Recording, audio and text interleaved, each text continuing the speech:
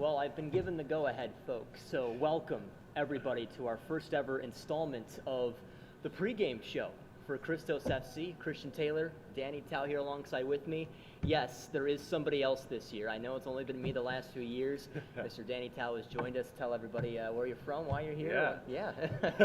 Hey, everyone. My name is Danny Tao. I'm from Clarksville, Maryland originally. I just finished up my sophomore year at Syracuse University, where I'm studying broadcasting, digital journalism, focusing on sports broadcasting very clearly, soccer broadcasting. Played soccer growing up, love the game, and happy to watch some great soccer alongside you all this summer. So he's better than me, folks, so just be prepared. So he's going to call a handful of games this season. I think we've almost split up half and half between the men's and women's as well. So that's going to be really exciting and going to get a different taste, I guess, instead of just hearing me blab on all game long. So that's going to be a lot of fun. So yeah, I guess first and foremost, just a recap of what kind of happened last year.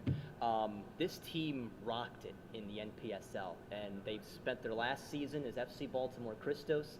They've officially made the switch to Christos FC this season, and they're looking to try and repeat what they were able to do last year. They went to the national semifinals, lost to Tulsa, which was heartbreaking. I'll tell you what, Tulsa Athletic. They had a good team there that year, and a lot of those players from that team is going to be coming back this season. We'll go through them pretty shortly. But this is a team where in the off season, a few changes happened. Eric Bathoris, who was the head coach of just the Christos FC team where you're competing in the cups and basically everywhere else. The NESL was one of them. He's now the vice president of Christos FC. Larry Stankham, who was the head coach for that FC Baltimore Christos team, he's now the GM. So he runs the show now. Mike Lickingland's going to be the head coach for this Christos FC team. The whole Baltimore part, that's all cut off. It's now fully integrated. So the owners from FC Baltimore have now come over. Alex Lubianski, Joe Shargorodsky, they're involved very heavily in this team, as well as all the Christos people. And you notice this behind us, the Moose Athletic Center. This is our brand new facility that we purchased. And there are a lot of turf fields outside. You will see those for the broadcast today against Patuxent. And there's a lot of good stuff happening. And of course, we have a pregame show, which is something that we have not done before. Usually it was just my phone, so big shout out to Mr. DMV himself, Noah Walker, who is running everything behind the scenes, audio, visual. It's going to be really the full 9 yards this season, so definitely really excited for that. Yeah, so that's one of the first things that's new. Danny, at least from an outsider's perspective, I'd like to kind of get your idea of how Christos was. So, like, we, of course, saw it from the inside about what was all going on. Now, just from a regular bystander's idea of this team, kind of what did you see? What did you see from this team, and what made you want to join here? Yeah, this is, growing up playing soccer in Maryland, being a soccer guy in Maryland, you hear a lot about Christos. You hear about kind of the success, the tradition, and everything. So coming in from the outside, I know that this is a successful team. You see the success year after year, maybe not necessarily to the extent of national semifinals every year, but it's a good club, and I'm looking forward to seeing, hey, maybe national semifinals again. Who knows? That's right. Christos separately on Maryland Majors. They're winning so many trophies. They were just actually, believe it or not, knocked out of a couple of cups recently last month. USASA and I think Werner Fricker to Westchester United, who are up there in PA. That's another good team up there, folks. That'll be mentioned a lot this season, that team. But they are also a part of USL2 as well as Christos, and those two may end up squaring off against each other this year. But in completely separate divisions, so Christos this year, they're with Northern Virginia FC, so a lot different than Northern Virginia United, who were part of the NPSL last year, so a little bit different there. There's a different Virginia Beach. It's Virginia Beach United instead of Virginia Beach City FC, so there's that. Patuxent's a new team. Commonwealth Cardinals is another one. And then it's the Lionsbridge FC, who I noticed were ranked in the new top 25 for USL2 already. Yeah. Only team in the division. Lionsbridge is serious, folks. They're going to have some serious competition. They have a stunning fan base down there, from what I can recall. So this is a very nice move, this USL League 2. And from what I have at least seen, a lot more structure. It seems like, us as broadcasters, we actually get like a stat sheet to look at now. Oh, it's great. So much better. Yeah. So much better in that aspect. And then One of the things I'm really excited about, and you can touch on here in a moment, is the women's team. The USL2 League, we're going to see them a lot this year. And, folks, they might almost be better than the men's team. That is how good they are. They've got a lot of talent on that team. You've got some high school All-Americas. You've got some college All-Americas, future college All-Americas on that roster. There's a lot of talent on both the men's and women's team, and it's going to be a great year. Yeah, it really, really is. And we're going to do a lot of the same things with the women's team as we are the men's team, where we'll be doing a pregame show. We'll be talking to players and coaches post-game, basically the whole 9 yards again for that. We're going to try and give everything we can to you, the fans, and you awesome fans who have been with us really the entire way, from Christos at the start or at the start of FC Baltimore back in 2018 to all the way now. So you guys have been fantastic. I think the only other thing to note is on a few future pre-match shows, we will obviously be outside. It's awful outside right now, so we're enjoy being at home today. Yeah. We'll be there for you, but not the best. Well, some regards it's beautiful soccer weather. Exactly. Yeah. Depends on your mood. Exactly. Well, I was talking with Mike Zierhofer before we started this, and he's excited for it. So he's like, this is perfect soccer weather. He's used to playing indoors with the Baltimore Blast, so this is now a change of pace for him. So that'll be exciting for him. But yeah, we might have a guest or two, so perhaps somebody who used to play with Christos back in the day, or maybe even a player who's going to be playing in the game later today. Who knows? But we will have some guests as well with this show. Quickly on Patuxent before we get focused on Christos. They also just joined USL League 2 this year. And they had a really nice academy set up there in southern Maryland. And it's kind of an area that didn't really have much love, just like really any sport. I know the Southern Maryland Blue Crabs for baseball, they really pride themselves as really the lone Southern Maryland baseball team, and now Patuxent has this opportunity to do the same as well. Yeah, I think when people think about soccer in Maryland, you think about the Baltimore area, you think about the D.C. area, you maybe even think about the Frederick area or the Eastern Shore a little bit, but Southern Maryland doesn't typically get that love, so it's nice to see Patuxent kind of repping La Plata and Patuxent and all those areas down there. Maybe there's a hotbed of talent. I guess we'll find out. That's right. That's right. I did take a look at this team beforehand. They do have some former D1 players as well. A lot of their players kind of came in through the ranks, of course. St. Mary's Soccer Club down there, that was actually significantly represented. So they will have a lot of their own homegrown players playing potentially today as well. But let's go to Christos today. A lot of familiar faces. Danny, we got the starting 11. Not numbers yet, but we got the formation, everything. What are we looking like today? Yeah, just minutes ago, delivered to our desk. Christos looking to be trotting out in a 4-3-3 today. They'll have Mike Zierhofer in the net, a back four, Nate Lee on the left, on the right, Alex Stevenson with Kyle Saunderson and Daniel Osuji in the middle. In the middle of the pack, Kevin Madrano, Pete Mangione, and Malcolm Harris making up the midfield. That's a pretty solid three, if I do say so myself. And then Andrew Privet will be up top on the right, Jacob Bender up top on the left, and Ben Stitz is the man in the middle for Christos. One of the things that stood out to me in that starting 11 is Penn State. Andrew Privet, Peter Mangione, as well as Alex Stevenson. These are some guys who, two of the three played with Christos last year, but with Privet coming in, he led the team in goals. This is going to be a good team. Penn State last season, so talented, so fun to watch, one of the best teams in the Big Ten. And so when you bring in talent from a good team over to another good team, plus with all these guys playing together before, that chemistry, really important in the first game of the season to get things going. They know how to play with each other. They know their styles. It's a good recipe. What I like as well about that starting 11 is Ben Stitz, and you folks know that name very well, because last season, remember, there were a few games towards the end of the campaign where this team was beginning to lose player to college, but Ben Stitz stuck around, and he was, able to step up and score some big goals in some crucial moments. Yeah, and when your dad's one of the coaches, I'm sure that helps with the system and playing with the knowledge and everything. So definitely something to look forward to. When you got your striker who knows how his teammates are going to play around him, that's a huge advantage. That's right. Barry Stitz is a part of this coaching staff as well this year, along with Mike Lookingland. So guys who know this area extremely well, legends of the game, to say the least. It's going to be really, really nice. To switch kind of to that midfield role, Malcolm Harris, that is a player who has really also been with this program for a while, and he's kind of that captain leader in the middle, plays with Harrisburg Heat as well, so he makes the trips down to play the Baltimore Blast, but he's almost like a player coach out there. He really knows what he's doing. Yeah, and that's so invaluable to have in the middle of the pack. I mean, a guy who can not only help your offense with their positioning and set them up, but also the defense as well. Get everyone on both sides, you know, because you've got your goalie who can control the defense, but the midfielder right in the middle, you know, can help organize everything. It's so invaluable, especially with a lot of these younger college guys. Someone who's been out of college for a few years, has more experience. It's good for the team.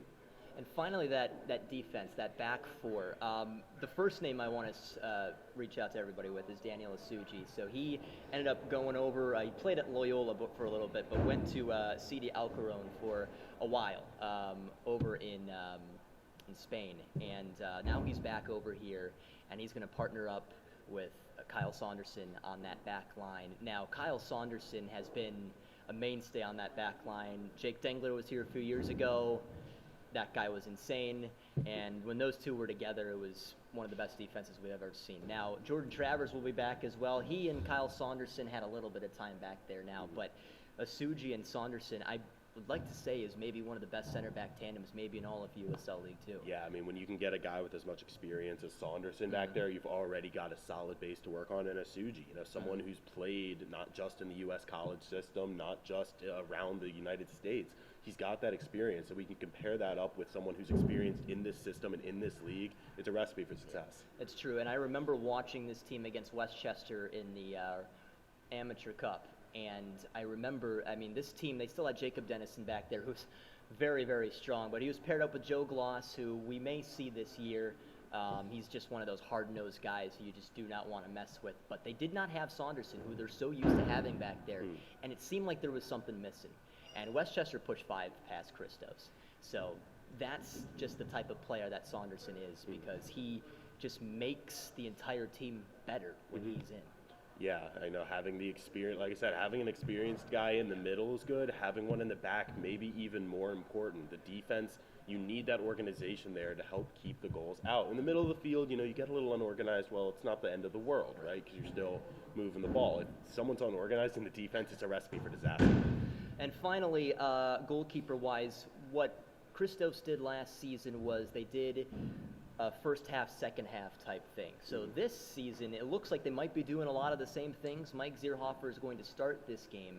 I'll tell you what, he was brilliant on last season. I remember, I believe it might have been Tim Harvey who was tweeting at me a lot last season, because I think maybe every 5 minutes I was saying save Zierhofer, because nothing ever went past that guy. So he'll be back there as center back, or as the goalkeeper. But the other backup, or at least who's sitting on the bench today, Alex Bobachea, he played at Loyola this season. Didn't get too much action just because former Christos man Chase Fosvik was just ripping it up, and he's now playing with the Pittsburgh Riverhounds, so that shows you where people end up going from here.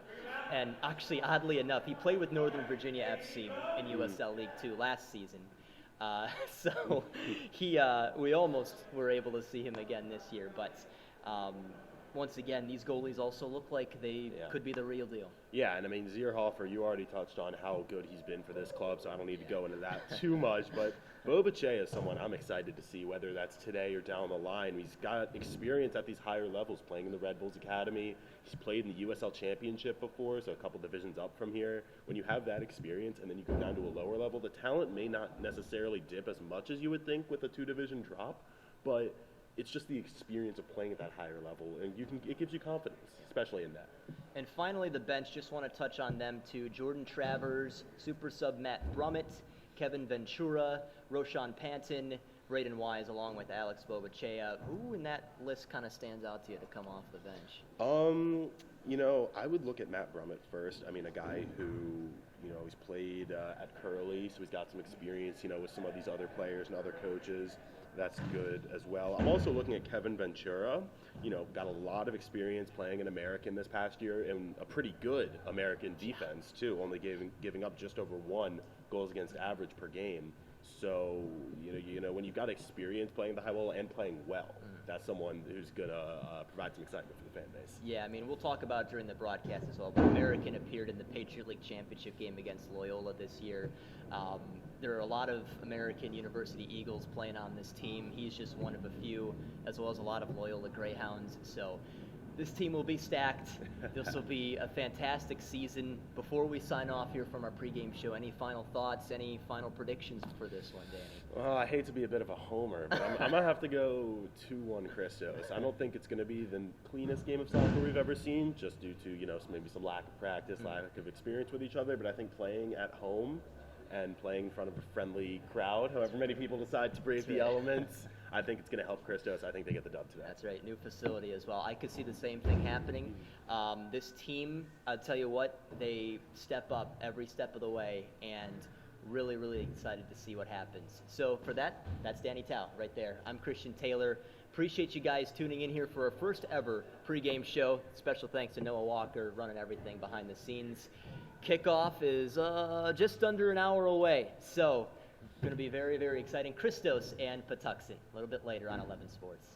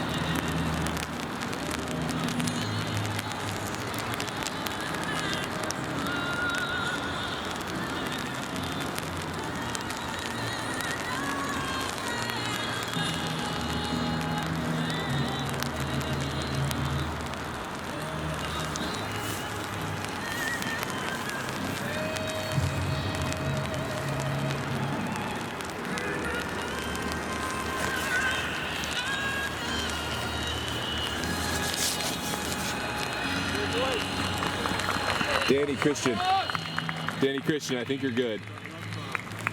You guys hear me? Yeah. All right. Guys, over here.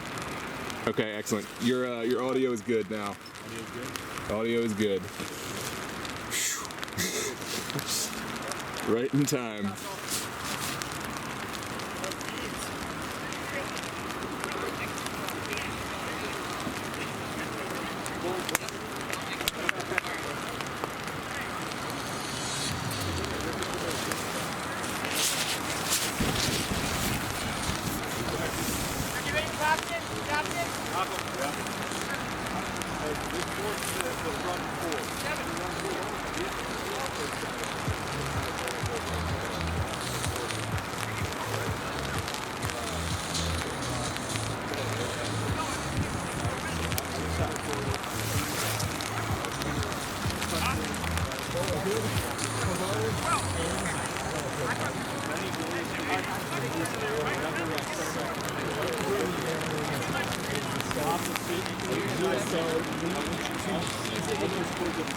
Christos FC.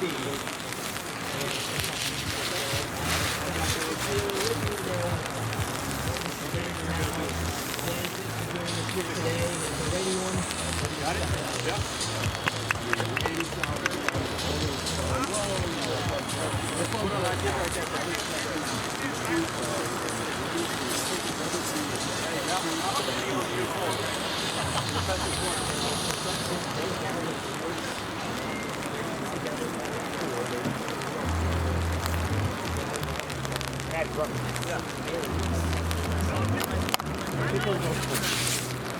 Their first ever game in USL League 2 to try and get things going. They are coached by Myron Garnes, and he does a lot for this system, and you'll be able to see what type of product they put out there today. Yeah, and I think you could say almost the same for Christos. Some of these guys playing together in college, playing together on club teams, even with the same coach on club teams. So it'll be interesting to see how well the chemistry carries over, especially with a lot of these guys returning from their respective college seasons and now getting into summer ball. So we do apologize, haven't quite gotten the full 11 in yet from Patuxent, so we'll get that to you as soon as we can. But here's how Christos look so far, and we mentioned the back four for Christos. You got Stevenson in the back, Alex Stevenson, Kyle Saunderson, Daniel Asuji, Nate Lee on that back line. Of course, you got Malcolm Harris, Kevin Medrano, Jacob Bender sitting there in the midfield, and Andrew Privet, Ben Stitz, Peter Mangione up top, and Christos still pretty much lined up with Mike Zierhofer in goal as well. And I'm really curious to see Jacob Bender up top, former D3 Player of the Year. What kind of performance can he put in, especially, a couple years removed from that competitive scene, still playing with Christos in some other leagues, but we'll see how it goes. Of course, Bender is a name you might recognize, folks. Those of you at home, his brother Ben Bender played with Christos last season. He is now rocking it with Charlotte in the MLS right now, though Jacob's not half bad either. I mean, he ripped it up in D3 with Messiah, and of course he won National Player of the Year, and he's been a mainstay for Christos ever since.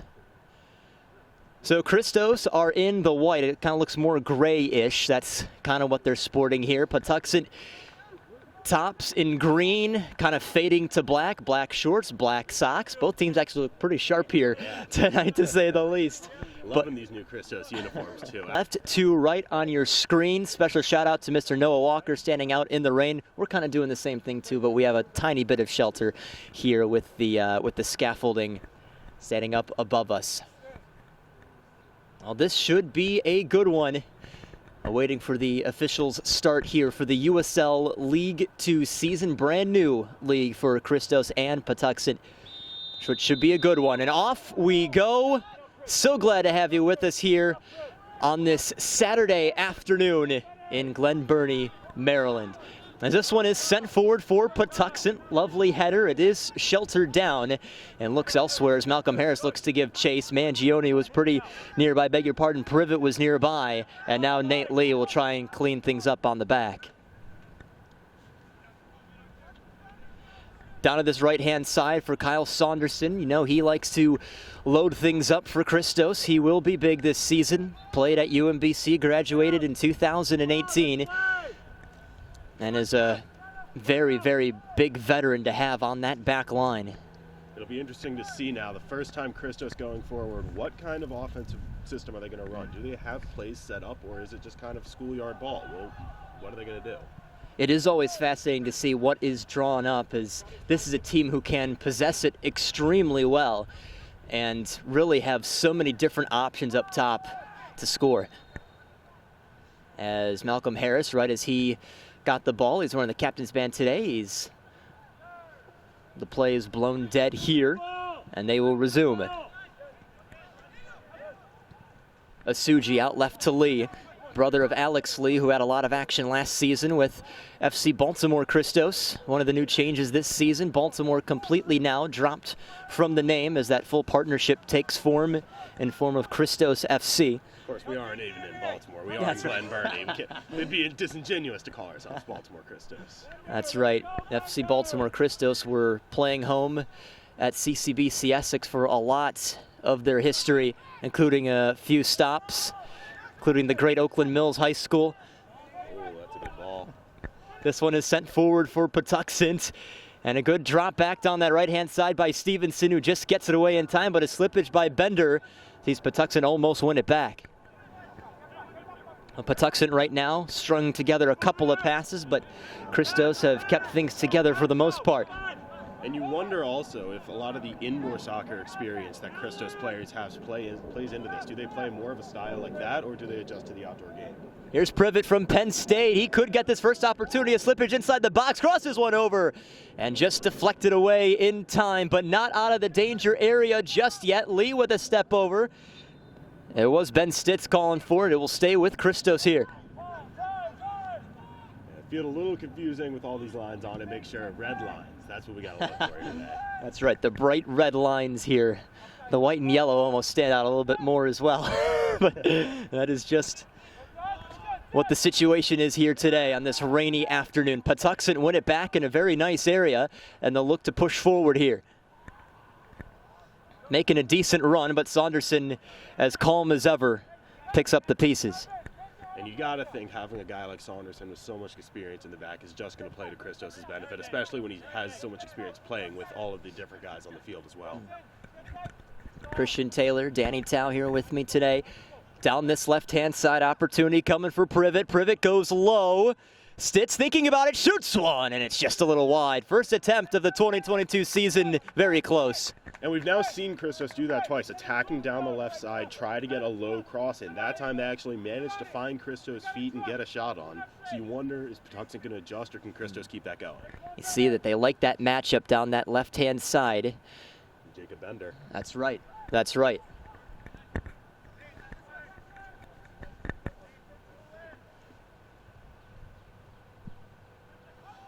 Kick sent forward by Patuxent's goalie. And just like that, it's out of play. Well, you see a few fans have made their way out here for this one, braving the elements, if you will, today. That's right.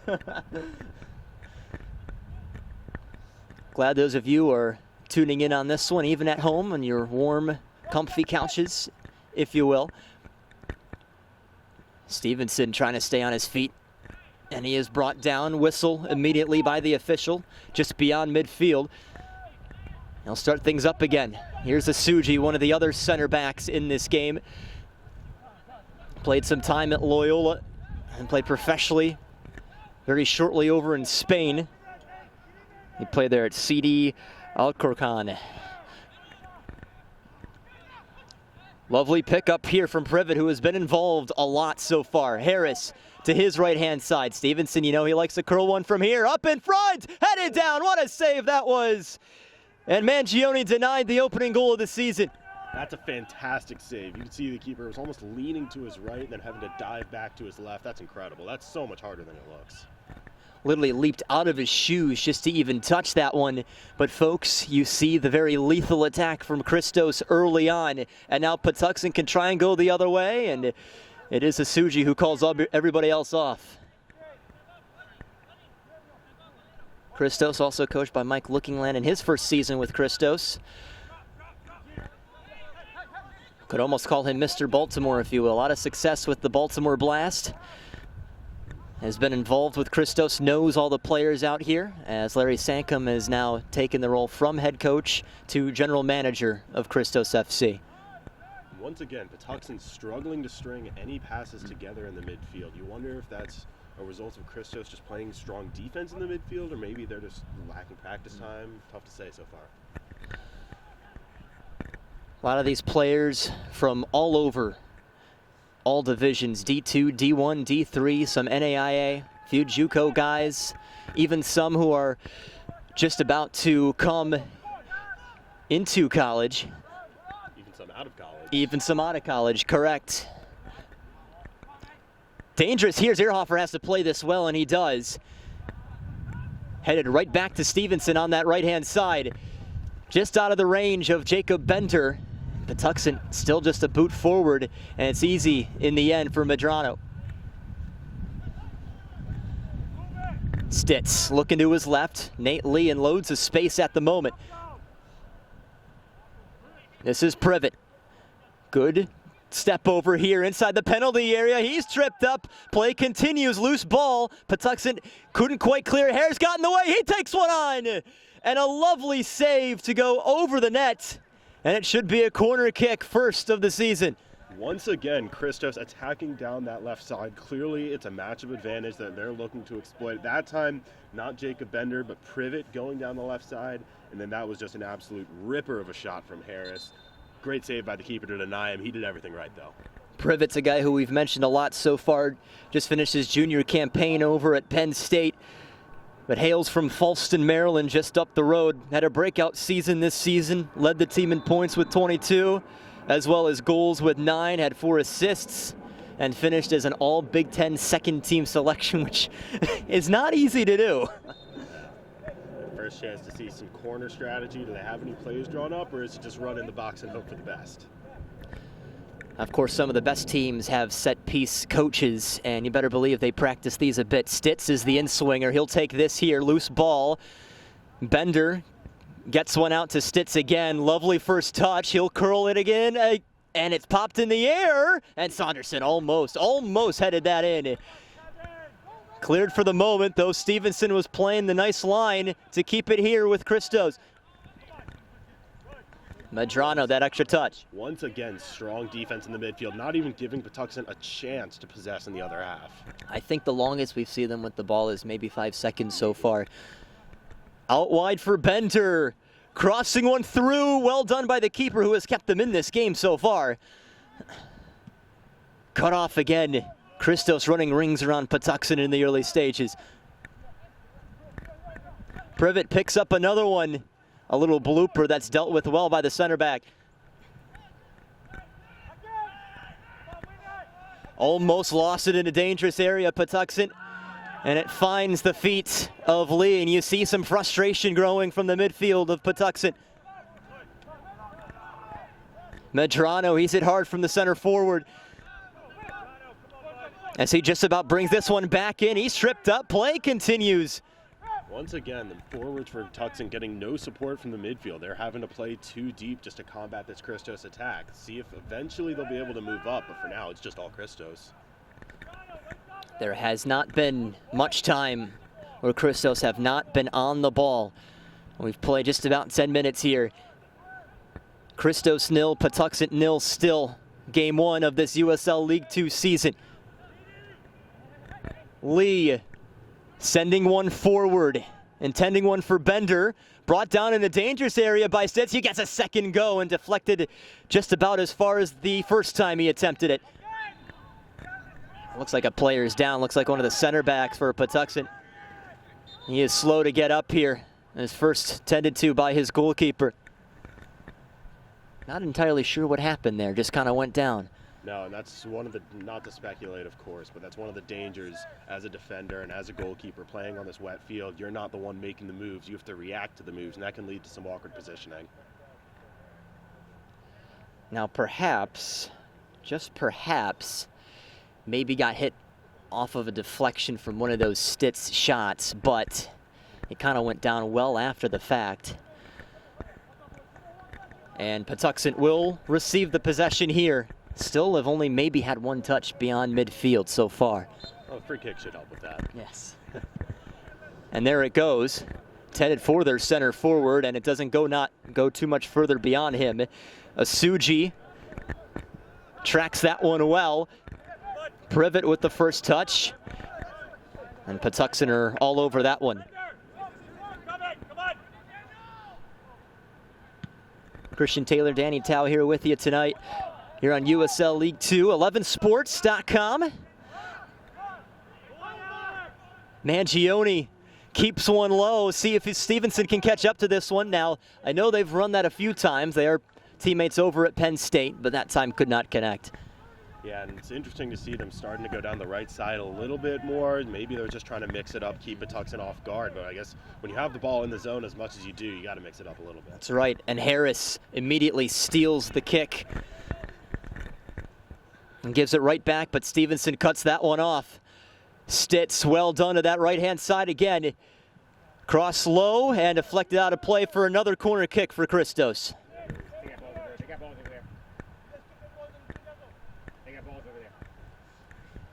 They will fetch this one. I think the rain's coming down even harder now. With that rain coming down again, it just makes it that much harder to drive the ball through the air, get it a good one into the box. Let's see if he has the leg to get it in. I go with the outswinger this time around. Line drive. Saunderson was the intended target. Almost one-timer there by Privet. Couldn't connect his foot with it. This is Medrano. The back-stepping Lee. Two players, two center backs calling for it in both Asuji and Saunderson. They're both wide open here. Asuji heads one down, and probably the easiest one for the keeper in the end of the day. Got to give him some easy ones. He's had so many hard ones. Give him a little break. Caught up in the middle. Lee is hit from behind by the right mid. Gets right back to his feet, though. Medrano assessing where he wants to take this one. Bender shows. Takes a ricochet to the left-hand side. Lee again back to safety. Fascinating set of affairs so far that has seen all Christos really this entire game. Score still 0-0 between the two sides, though Harris picks it up in a dangerous area. Ben Stitz is offsides. And you like the idea from Christos, trying to get that 1-2 going with Stitz and Harris, especially try to get your striker involved. We've seen a lot more of the wingers coming down, attacking up the middle, maybe that's the way to go. What have you seen so far here through this first 15 minutes or so? I mean, obviously Christos domination, but especially with the wing backs, Nate Lee, Alex Stevenson, really stepping up from that back line, playing almost more as wing backs than full backs and stepping up to intercept the ball in the midfield and keep possession in the attacking half, which is really interesting. And I think for Christos, obviously working so far, despite what the scoreline says. Definitely is. On Patuxent's end of things, I mean, they've only maybe touched the ball 10 times so far. What do they have to do? They need to start stringing some passes together. I mean, you can't until you can control possession and show the other team that, yes, we can possess the ball even under your pressure. They're not going to have any respect for you doing so, and they're going to keep attacking you with the ball at your feet until you can change their minds. Just like that, Christos bringing it right to the timeline, and Medrano skies one to his right-hand side. Christos threatening again.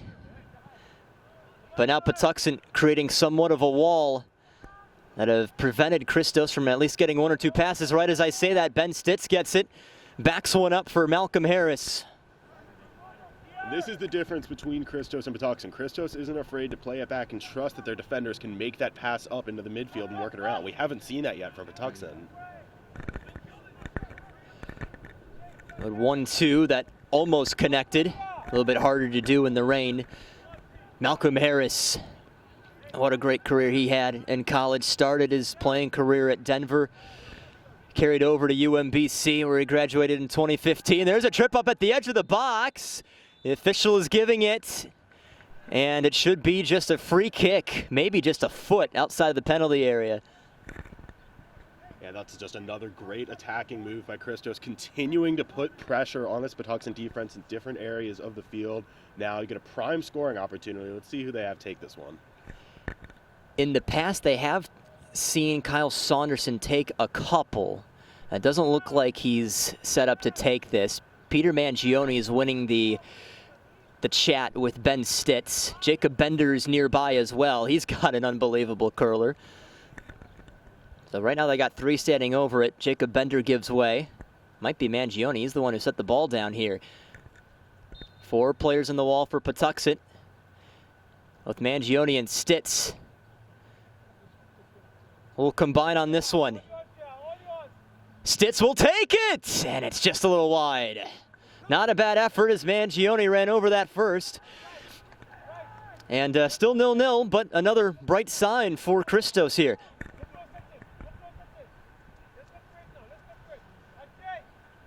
Keeper set to take this. On a chilly day. Danny, I'm cold. I don't know about you. This is pretty crazy. Just a little bit. Hey. It's beautiful soccer weather out here in Glen Burnie.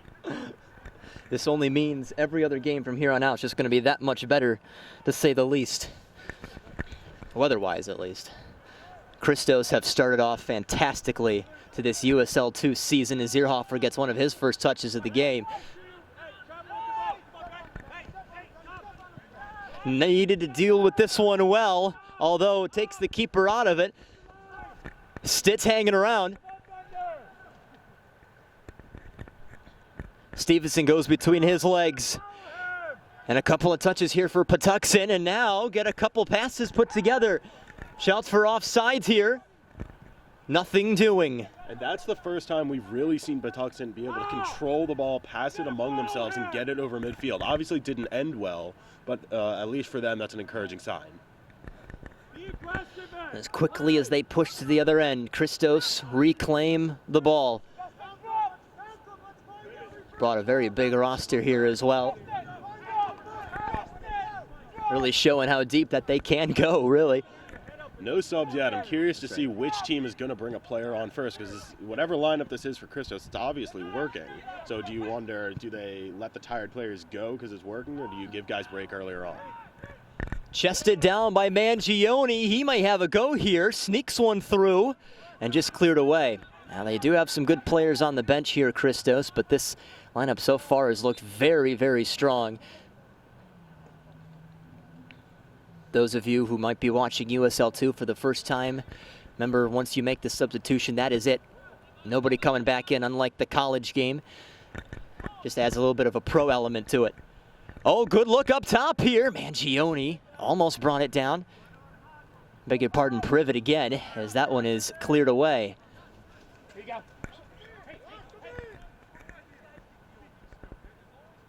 Throw-in coming for Patuxent. Still 0-0 though, so at least give credit there where credit's due for Patuxent. They have at least kept Christos off the scoreboard so far. Certainly bending, not yet broken though. It's actually a perfect way to put it. Harris under a little bit of duress as he's tripped up, and the official well over that, much to the chagrin of the Patuxent coaching staff. Looks like they just played advantage. I don't think they even stopped the ball for a free kick there. Asuji. Watch out, too heavy of a touch, but he picked it up, and a dangerous attempt there, and that is straight red. And what was a great start for Christos. They are down to 10 men the rest of the way. Wow. That is all I can say, wow. I mean, he looked like he was dribbling in well, had the ball going forward with the ball. You could hear, at least from down here, you could hear the cleat-on-cleat contact. The player from Patuxent went down in a heap, clearly, and walked it off. Nice acting skills there. Right.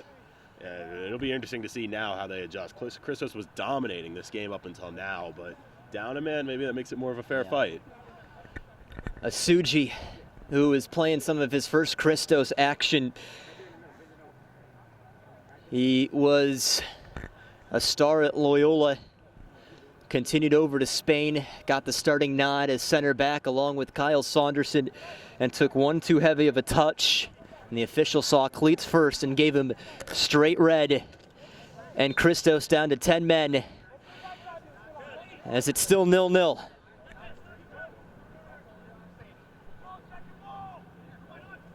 Crazy turn of events though, but Christos just like that picked the ball back up. But what type of spark does this even create for Patuxent? We will see. Privet. All the way through. Mangione, oh, he almost picked that one up. Now Patuxent can try and break the other way. And you have to think that losing a player is going to alter what Christos was doing. Previously, the fullbacks playing more like wing backs, playing higher up. Now losing one of your center backs, I don't know if they're going to be able to do that. You see, Malcolm Harris has dropped a little for Christos, and he can really play anywhere you want him to, as Zierhofer got one off, but another big collision, and a yellow card shown to the right mid as he collided with Nate Lee. And shout for red card from the Christos end of things, but either way, Christos free kick. Yeah, and the fact that this game is getting a bit physical early, we'll see how it goes down the road. 2 cards early in the first half. Interesting.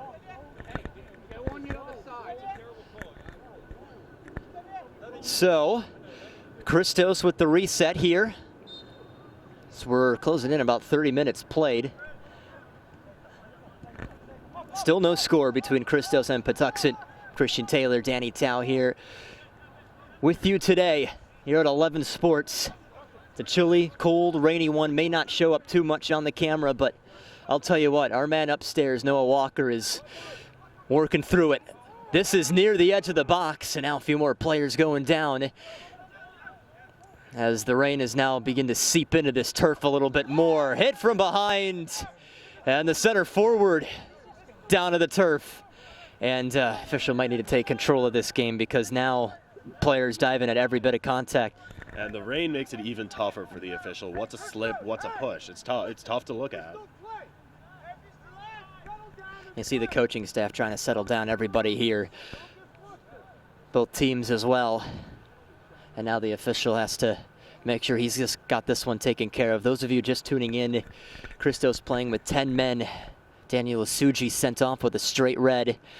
Not too much longer later, Patuxent with a yellow card of their own, so things getting just a little bit chippy here in this first half. Christos have controlled most of this game. If you were to show possession, it might be 80-20, if even, might be a little bit generous. But that is how lopsided it's been, but scoreline still 0-0. And Christos' high press was what was giving them so much success early on. Down a man, a lot harder to run that system. We're now seeing Patuxent able to string some passes together. That one extra player out there is doing just a little bit more for them. But meanwhile, it is Privet that finds Medrano. Not the greatest of touches, and now Patuxent with an opportunity. Perhaps their first of the game. Cross low, right in front, and the one-timer is well wide. And we're seeing Malcolm Harris drop deep, kind of replacing Daniel Asuji, back there. Maybe that's a loss for Christos. He was doing so much in the midfield, controlling everything. Putting him in the back helps shore up the back line, but you lose that in the middle of the pack. Yeah, he was doing so many things, wasn't he? And that's just kind of how indicative his play has been with Christos. Even last season, it seemed like he was the general out there. The game is just so slow for him. Even though he's a little bit older than just about everybody else out there, he still seems most experienced and truly the right captain for this team.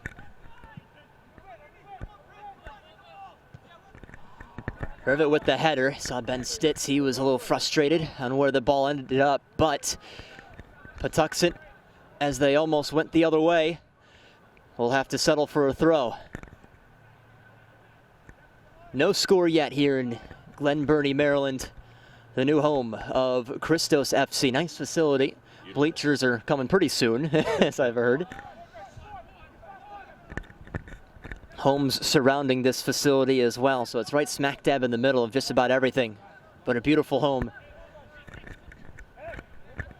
Privet, he's kept it himself here. He's weaved through about 3 players and lost it in a attacking area. And Harris mops up behind, slipping his man Gioni.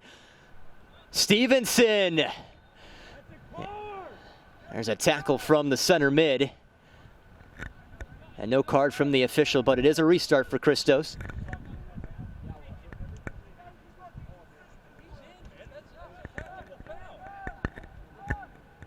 Some frustration growing on the Christos side of things here. So now as Christos have lost 1 player, do you see any change in how both teams are responding to this? I mean, absolutely. Like I said, these wingbacks, as I say, they're not going forward as much, but almost set up a goal right there. That's right.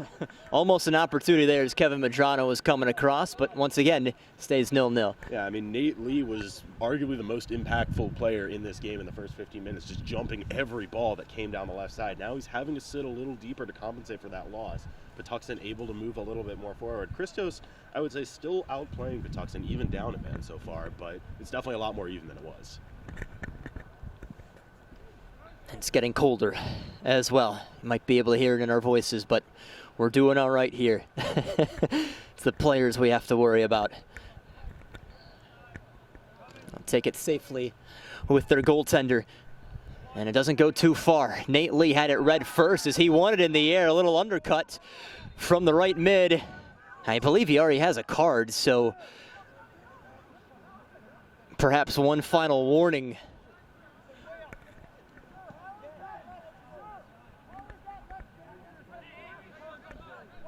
Yeah, and everybody else on the Christos end of things thinking the same thing. He already has that yellow card.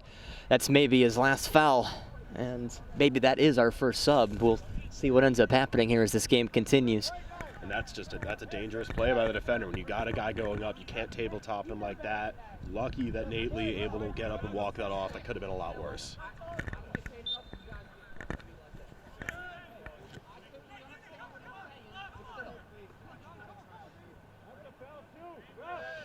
Not too far away from halftime, probably still about 10 minutes or so.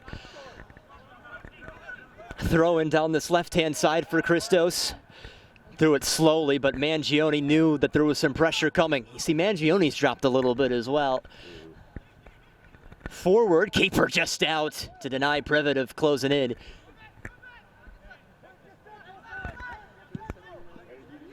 Up it goes, easily dealt with by Saunderson. Medrano welcomes it in. Christos still controlling the possession, even down a player.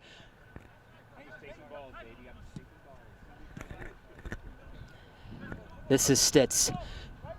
Stitz looking forward. Bender shelters one. Out for Lee. Could this be the opportunity for Christos? Bender almost had it. Good read by Privet. Sniffing this one out. Works to the center, Patuxent. Saunderson, there's the speed too that he can display. So calm in the back, almost like an American Virgil van Dijk here in the USL2. Folks, you have a couple Liverpool fans here, so you'll be getting a lot of Liverpool references this entire season, so bear with us. Stevenson a la Trent Alexander-Arnold, perhaps, if you will, down that right-hand side as well. Oh, good one, too. Bender almost connected with it. Stitz chasing this one down in the corner, takes a little bit of a poke, wins it back. Could this be the opportunity? No, a good tackle made just on the end line by Patuxent. And it seems to me that Christos has morphed almost into more of a 4-3-2 than the 4-3-3 they're playing, dropping the midfield a little bit deeper and having only just two strikers instead of wings and a striker. Throw in. Patuxent still dealing with the pressure, but Christos knocking on the door. And just like that, out for a goal kick. And we're seeing now Patuxent, early in the game when Christos was having so much success, Patuxent was really coming up to the Christos players, really challenging them at the point of attack. Now they're kind of sitting back a little bit, letting Christos players make their touches and passes, which is dangerous because if you get a good ball in, it's going to be impossible to stop. But fortunately, the Patuxent players so far, at least for them, have been in the right position. So we'll see if they carry that over into the second half. A lot of time to go here still. We're closing in on halftime, but Patuxent have kept the door closed so far. Christos with the opportunity. Pinballs around here. Just got it away, and it looks like they might be calling Privet on the foul, on the drag down from behind.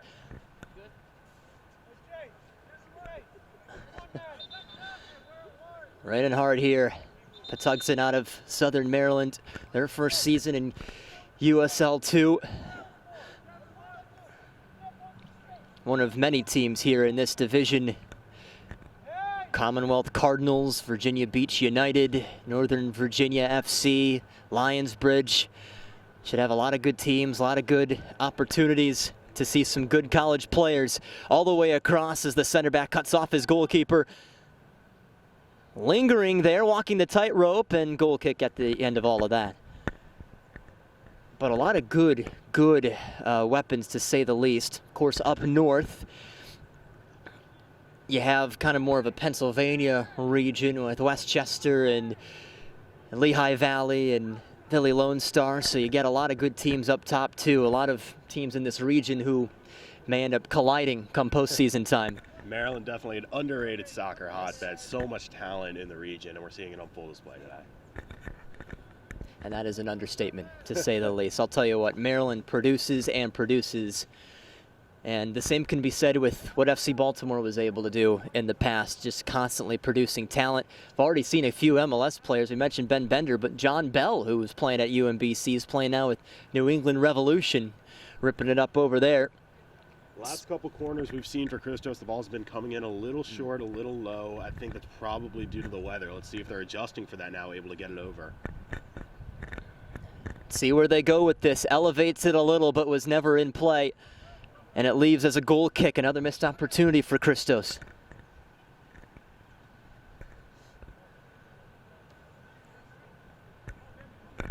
Time continuing here.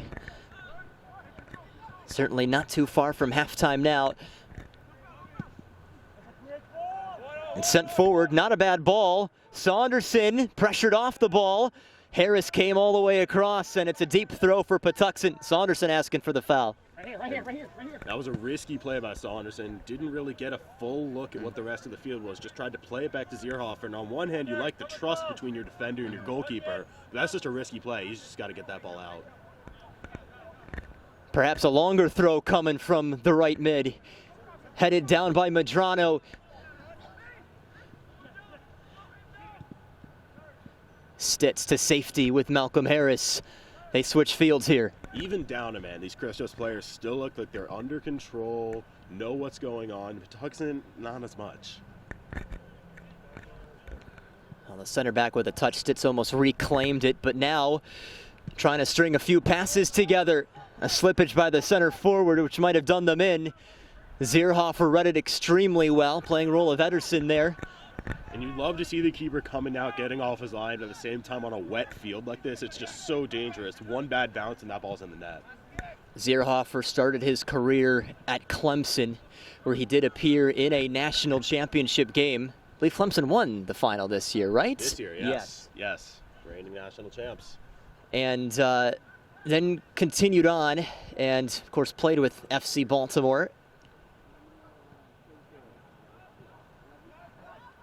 Oh, look out here. Opportunity for Patuxent, and right down at Zierhofer. That was the chance that Patuxent was looking for. That's the best chance either team has had all game. I mean, he had a clear shot, maybe going the wrong direction, a bit off balance, but you got a one-on-one with the keeper like that, you got to put it on. He put it on net, just wasn't very good. Sounds like there's about 10 minutes to go before halftime, where the score is 0-0. Christos and Patuxent. Rain coming down even harder. Somehow.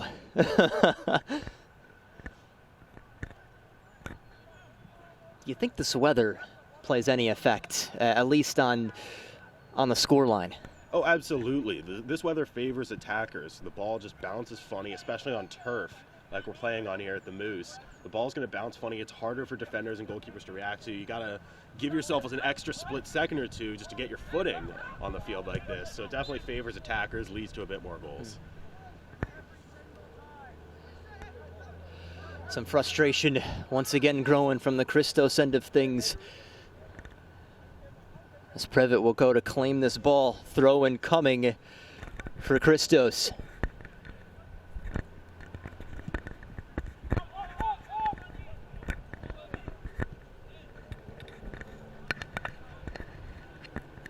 So glad to have you with us here this Saturday afternoon. Chilly day, not ideal, but perfect for soccer. Zierhofer trying to direct a little bit of traffic here. A nice ball forward and nobody else to connect on it. That's maybe where that one lost player does you in. That's exactly what I was thinking. Normally, if you got the normal guys, you can have your striker push up and then still have your wings there to cover any quick out passes from the keeper. And you just don't have that anymore. In case you're just tuning in, Christos playing with 10 men. Straight red card to Daniel Asuji, one of the center backs. Now it's more of a 3-4-5 back set, if you will, for Christos. Kyle Saunderson is the main remaining center back so far. Yeah, Malcolm Harris, another guy you trust like Saunderson down there in the back, and then you drop Privet into the midfield where he's played well, but you've missed his ability up top. And then even Mangione is dropping even further down, further back than what he's used to. Playing with it on that right-hand side. A lot of space here for Mangione. Thinking about it, works out left for Bender. Bender looking to curl one, and was always rising deep into the forest here. It's a great idea by Bender, though. Try to get that instep, try to hit the curler. Just didn't hit it right with the right part of his foot, but that's an excellent idea. Just not the execution wasn't there. At least test the keeper at this point as well. He hasn't been tested in a while. After all those fantastic saves he made right at the beginning of the game, just haven't seen as much with Christos going down a man. But, so we know he can do it, but.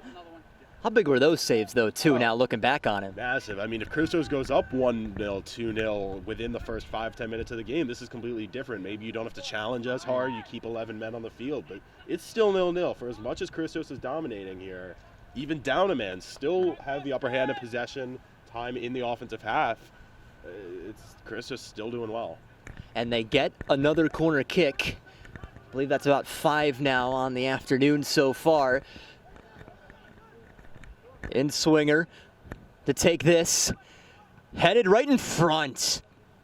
Not bad either. Ben Stitz had the option, but goal kick again. That's once again one of those corners that's just low driven. Maybe that's just part of the strategy, but on the other hand, you got to think the weather is playing an impact and how hard these balls are going and how far they're flying. A bit slippier off the head as well.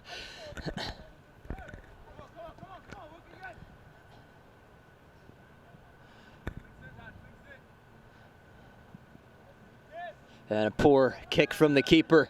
It got away from him. The official blows his whistle as looks like one of the defenders for PFA has gone down, and the trainer will be out to check in on him. Now, he went down, I believe, a little bit earlier in this game, but now he's feeling it again. Yeah, that's Patuxent. I haven't seen much movement from their bench up until now. Now they're getting someone up, getting someone loose. Christos, on the other hand, they've had 1 or 2 guys up, getting loose for most of the first half. Really. So we'll see if Patuxent's making their first move right now. Coaching opportunity as well, as they tend to him here. Well, it's been a crazy afternoon so far. That's seen 1 yellow card, 1 straight red card to Christos. No score yet between these two teams. Getting oh so close to halftime. Those of you who have maybe just flipped on the broadcast, our pregame show, yours truly with Danny Tao, previewing this one as well inside the beautiful Moose Athletic Complex here in Glen Burnie, Maryland. The new home, true home for Christos FC. Last season could have called them Christos Rovers, if you will, Christos Wanderers for all the different home locations, but this is the place now this year. Not a bad facility, No, to say the least. Not at all. Definitely a good spot to get the USL2 careers started for Christos. Right. And a pretty easy area for a lot of scouts and everybody to come in and take a look at some of these players. And the substitution is made, so good to see him walk off under his own power. I know that doesn't feel good, especially in the cold. But, you know, this is a league, too, where, like, injuries are even worse. You never want to see them, no. But especially in this, where you're just gearing up in the summer, getting ready for your fall, and who knows how serious of an injury it could be.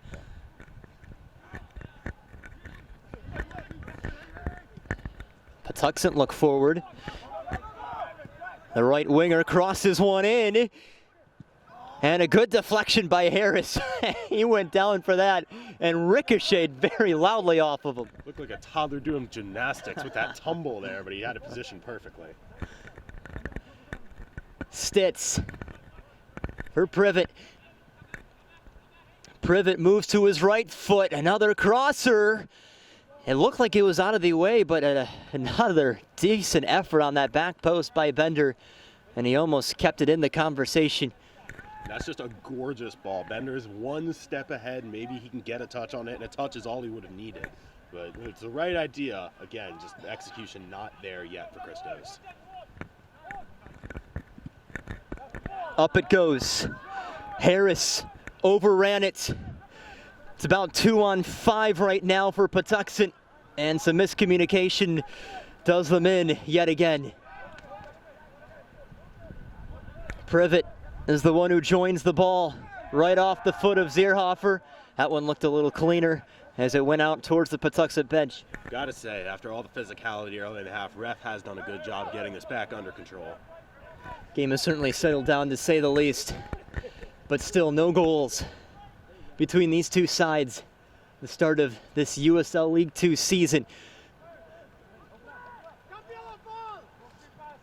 Not a lot of movement for Christos up top like we saw in the first half, and controlling in the midfield right now. No runs from the attackers, though. It's almost like they're waiting for the ball to be played first. That's just not how you're going to get towards the goal at all. A through ball that doesn't quite reach the feet of Bender. Well defended. Throw in again here.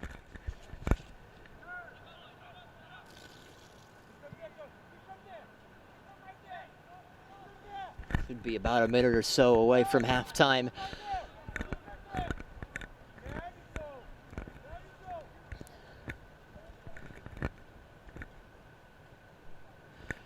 calmly passing the ball about. Have continued to stay on the front foot, Christos. Haven't scored yet. Rain coming down. Still seems even harder. I don't think it's...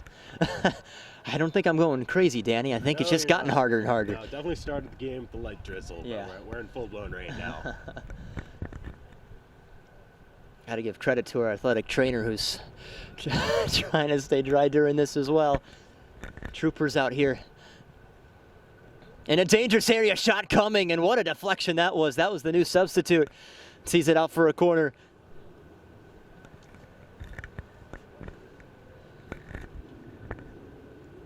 Perhaps one of the final kicks of this half. The official checks his watch. We're getting there. Christos has had some opportunities off these corners. They've gotten a couple clean looks with headers. Let's see if they can get one more right before the break. Corner coming in. Loose here! And there's the goal that they've been waiting so long for. Pete Mangione gets the goal. 1-0 for Christos. And that's, again, just a beautiful corner. Got the lift on it they haven't had on every corner. The in-swinger. If the ball's going to come down in the corner, it's a game of chance. Who gets the first touch? Who can just get a boot on it, get some body part on it, deflected towards the goal? Christos finally got a good touch on it. Got the flare going on the opposite side of the field now. The few supporters that are here, That's right. Certainly excited. Looks like the Charm City mob is here. At least a few members. The Delaney family have made their way out. They never miss a game. And the green flare, as you said, still even in the rain, loud and proud. 1-0 for Christos. It took a while, but they got it. Even down a player, still have controlled this game and still now have their goal. Mangione, as we mentioned, out of Penn State, just finished his sophomore campaign. Big Ten Offensive Player of the Year. Penn State's first since 2014, and rightfully deserved. Double-digit points with 18.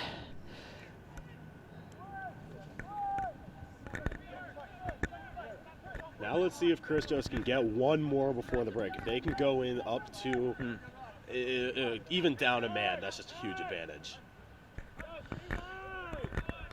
Why? Looks like Christos may be making a keeper switch into the second half. Might just go half and half. They did so quite a bit last season.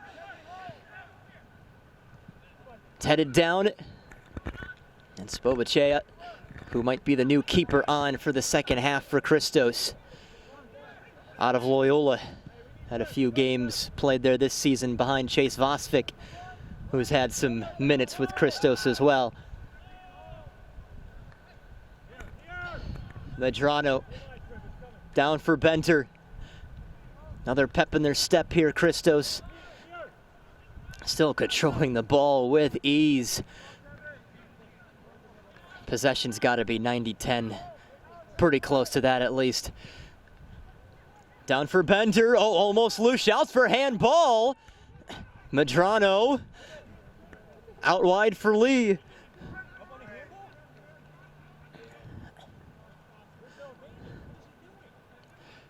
Privet out top here, gets another pass off. Set down for Medrano, offsides though. So looks like Stitz came back. And might be one of the final contributions of this first half for Patuxent. Now trailing 1-0. They had gone so long without it, but Peter Mangione got the scoring started for Christos off of a corner kick.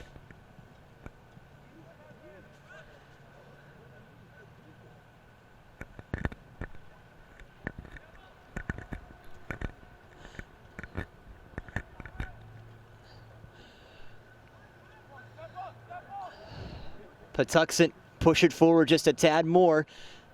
Maybe can get one final attempt. They have had one on target that was saved by Mike Zierhofer. A very slow roller. Christos now with the break. Stitz here. Lets one dribble out of play. And there's the halftime whistle. Well, Christos got one just about at the death of the half, thanks to Peter Mangione. And through 45 minutes of this first half, it is Christos 1, Patuxent 0. Few changes will be made. We'll be back for the second half here on 11 Sports. Christian Taylor, Danny Tao here with you. We will join you again with Christos leading by 1.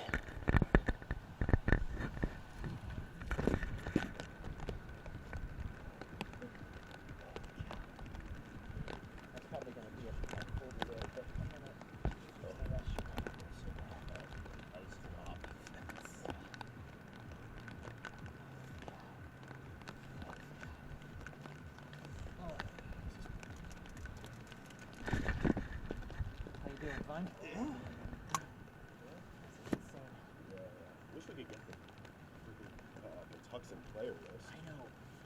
Alan said he was going to send it to me. I'll at least see if I can Well, get it I'm gonna walk here at half. Yeah. Just get out of here. Get out of there for a sec.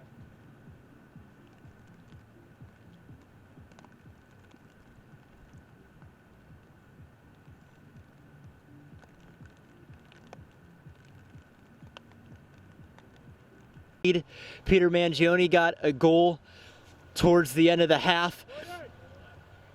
And Patuxent with a change or two. Christos have made a few as well. Braden Wise out there, Jordan Travers out there, new goalkeeper, and Alex Bobachea.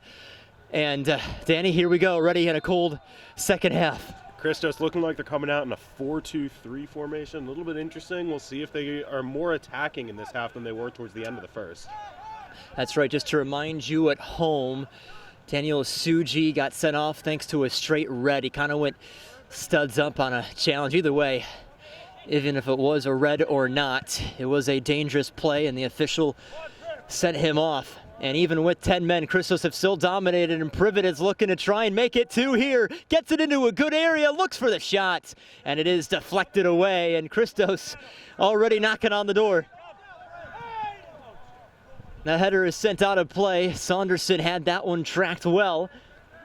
So we couldn't quite get a possession count for that first half. But Danny, it was pretty lopsided to say the least. What do Patuxent need to try to find a way to do just to get a couple of passes together? You know, we saw Patuxent's defense kind of playing off Christos on the ball towards the end of the half, which worked for the most part. Not great for gaining possession, but it was working, keeping the ball out of their net. So I'm not sure the possession numbers will change all that much, but at least if Patuxent keeps up that strategy.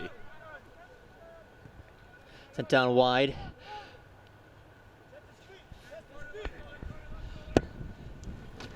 And it's cleared up by the new goalkeeper for Patuxent as well, as we'll see what he's able to do here. As the previous goalkeeper for the first half did a nice job of at least keeping Christos off the scoreboard for a while. Had some stunning saves. I'll see what the new man can do. Special shout out to Mr. Noah Walker up top, running the camera, working the sound, doing everything in this downpour. Shot coming, and what a save by Bobachea. And it's just cleared away, and that was maybe the biggest chance for Patuxent. Especially for a keeper coming into the game at the half. Got to warm up, obviously, maybe still coming in a little bit cold in terms of raw game action. That's a fantastic save. Oh, looks up top here, once again sent into a dangerous area. And PFA now getting a few decent looks here at the start of this second half. Just like that, they win the ball back. So let's just see what that team talk was between head coach Myron Garnes and the rest of his crew. Just exactly what they need to do to work past this Christos defense. Oh, it looks a little bit better for them, but still lost the ball when it seemed like they were trying to push forward just a little bit. Harris with a brief look over his shoulder as he is met almost immediately. And the official calls the foul before Harris is helped up.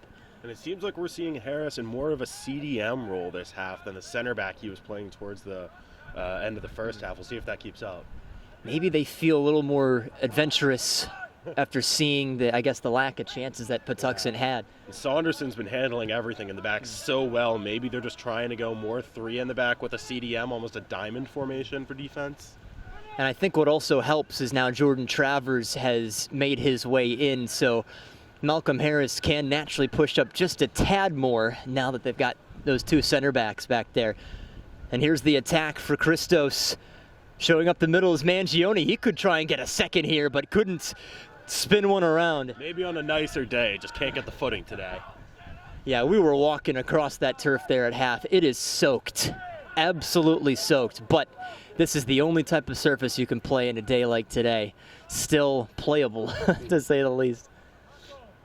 And of course, great facility here at the Moose. High quality for the new USL season. Smelled that barbecue walking over there, right? Delicious. I can't wait to get my hands on that post game. I know, right? Of course, stay tuned on social media as well. I'll have some post-game interviews.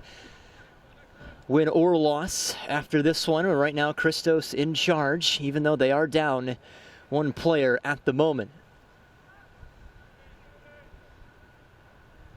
So we'll see what Patuxent can do here. Once again, they are also playing in their first campaign in USL League 2. Christos FC, the reigning NPSL Mid-Atlantic champs, East Region champs, you name it. They made it to the Final Four, lost to Tulsa Athletic 1-0. In a game where Tulsa Athletic really sat back and Christos were unable to do anything, but they were still called FC Baltimore Christos at that time. That is now completely dropped from the name, just Christos FC. So the partnership has been made full. And this program, this team, this organization just continues to grow.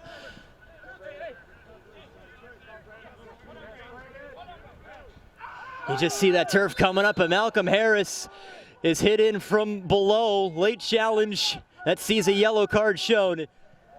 That's a dangerous play. The ref did a good job for the most part, getting the first half under control after the early physicality. Seeing it now early in the second half. We'll see if that continues. Yeah, that is true. Remember, it seemed like these two teams, that's all they were doing was hitting into each other and falling down. And there were some dangerous challenge, but everything kind of settled down afterwards. But here for this second half, that is the first card shown. First real complaints coming from the Patuxent side of the bench area. Not agreeing with that call for sure.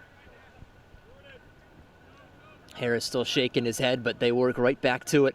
This is Braden Wise, son of Mr. Kevin Wise, kind of a do-everything guy for Christos FC. He was one of the assistants last year. Today is the ball getter. Braden Wise playing over at Lycoming, out of Division 3. So familiar with this Maryland area, as does play Stevenson once in a while. Here is Stevenson right on cue. Not the same Stevenson, though. I was talking about Stevenson University.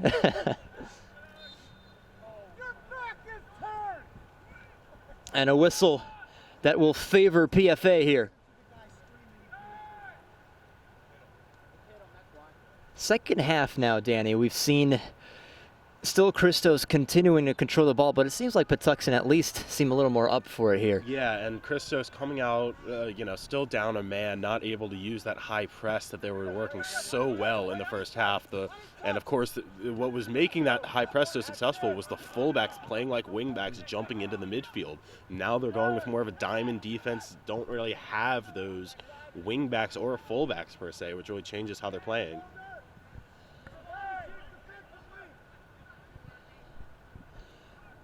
And Patuxent with a couple of passes here.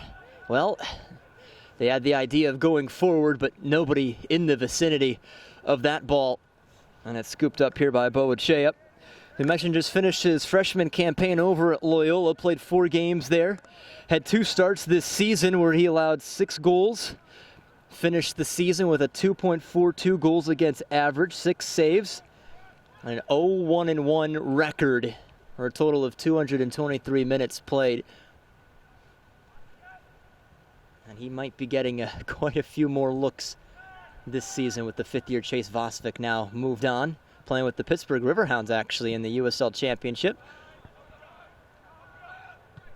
Speaking of USL Championship, I feel like we have to mention Just a few seasons ago, Detroit City FC were in the NPSL, and actually, here's an opportunity for Patuxent as we'll pause that for a moment.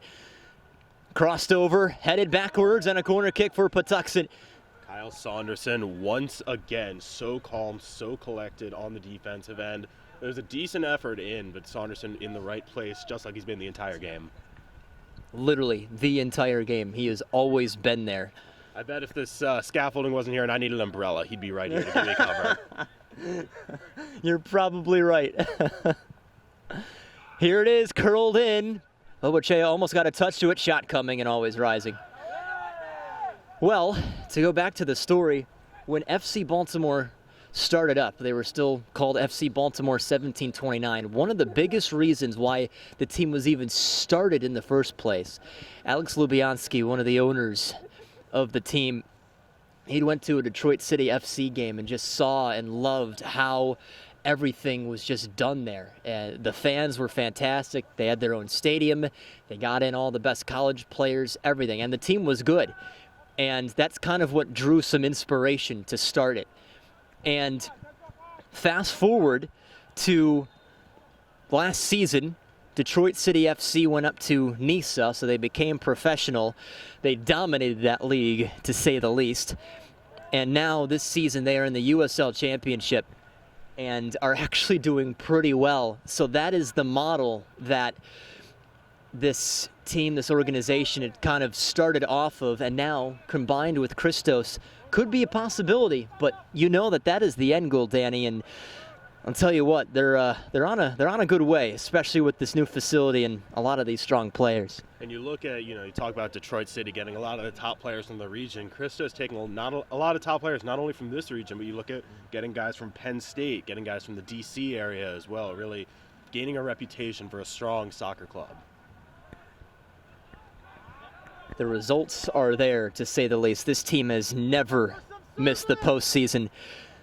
The worst year that they've had was a loss in the Mid-Atlantic Conference Championship game to FC Frederick, but still made it in as a wild card to regionals and losing first round regionals to FC Motown in their first season. Since then, they just continued to expand and expand, losing in the regional final the year prior, but winning the regionals this season, this most recent season, and advancing to the Final Four. So who knows what USL League 2 will have to offer, but certainly maybe another shot at glory for this team. And what we just saw there, I think, is one of the big differences we've seen between Christos and Patuxent in this game. In through ball, Braden Wise completely comfortable playing the ball back to his keeper, Bobachea. We haven't really seen Patuxent playing the ball back to their keeper with his feet. Maybe it's just the keeper's not great with his foot skills, but that level of control and that confidence in your teammates is something that Patuxent's been lacking, and I think is the main reason they're behind in this game. Back and forth we're going here as these two teams now definitely feeling the elements. Wind not quite as hard as earlier, but rain still coming down. And Patuxent try to see it out of a dangerous area. The center mid welcomes it in, and he's in a lot of space here, maybe as much space as he's been in all afternoon. And just like that, intending one for his center forward, and it's brought right back to Bobachea. And you're seeing right there the effects of the weather. On a dry day, dry pitch, maybe that ball isn't as fast, isn't skidding ahead, and the Patuxent attack can catch up to it. On this wet, slick ground, that's going right to the keeper every time. See Braden Wise giving that one away, but Christos immediately win it back. This is Privet, who's actually had a pretty nice day so far down that left-hand side, and Stevenson just cut off before he had an opportunity to streak into the box.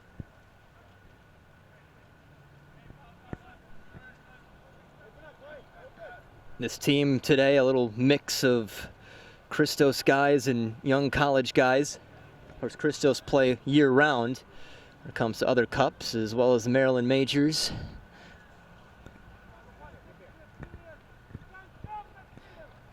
Privet down on that end line. Seemed like there was a touch from Patuxent, and that is exactly where the official is pointing. Corner kick. Christos had a lot of success on corners in the first half. Obviously got their goal off a corner. Let's see if they can get that ball up through the elements into the box.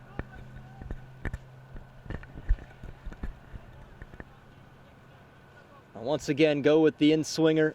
It was Mangione who scored off of a corner already in this first half. Here comes another dangerous area. Oh, and it leaks in, and it's a goal for Christos.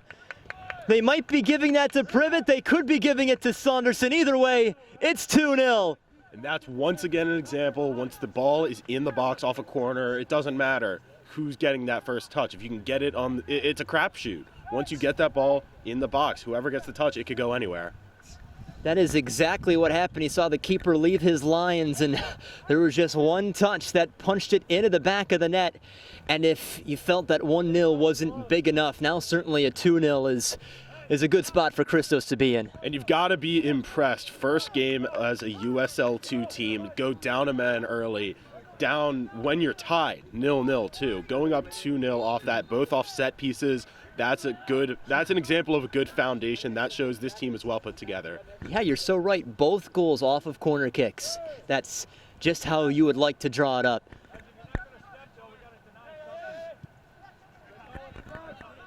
Crazy opener here to this USL League 2 season. Only one other game going on here today in USL 2. And honored to be one of those two matchups. Glad you're all with us here today. Whether you're a Christos fan, Patuxent fan, or anybody in between, just a soccer fan, we're glad you're with us. Christian Taylor, Danny Tao here with you this afternoon. That was a decent effort, but it was blocked immediately, and it's continuing to the corner. Looks like a few subs soon to come in for Christos here. Matt Brummett, perhaps set to come on, as well as Kevin Ventura. A couple DC college guys about to make their entrance. Christos ball. As Saunderson slipped and fell to the turf, and here come those substitutions. So Brummett, looks like, oh, they haven't been given the sub yet. No, Brummett and Ventura here. It's just to wait to see who they come in for. Looks like Kevin Medrano will make way. Started this game, played a good about hour or so today. And especially with how Christos was dominating the midfield early on, definitely a strong shift. And he was a big reason for that. And here's the other man. That was another big reason why Christos had so much of the ball. Malcolm Harris, he's off for Ventura, so Brummett is on as well for Medrano.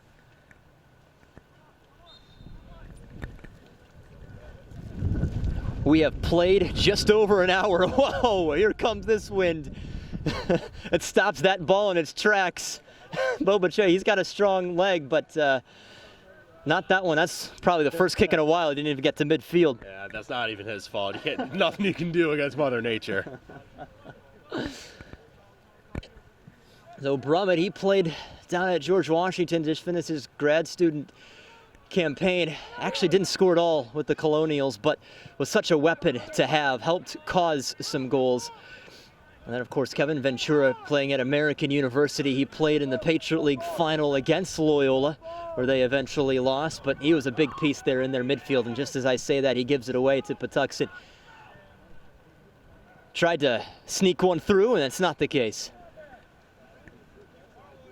And it's creative attacking from Patuxent, trying to work the ball around. Now, something we didn't see from them in the first half. Wonder if that was just a fluke or if that's more by design coming out of the halftime team talk. It hasn't been brutal here in the second half, to say the least. They've at least shown some signs of what they can do, but nothing's quite come to fruition. And it is still the first game of the season. You know, there's still kinks to be worked out for both teams, but Christos clearly came in more well prepared than Patuxent, and we've seen that play out on the pitch today. Looks like they're almost set to send another man on as well. Patuxent made about a change or two there at halftime, including one in the first half for an injury. Possession has certainly evened itself out just a little bit more, but now with Christos' 2-0 lead, you know, you're maybe not quite as urgent to push forward. And again, this is maybe the first time that we've seen Patuxent playing it backwards, playing it around. More comfort actually getting into the game, but it's definitely different. That ball just left the boundaries. And here comes a sub as Braden Wise awaits the ball for this throw in. Placement of one of the shortest guys out there. He was working hard today.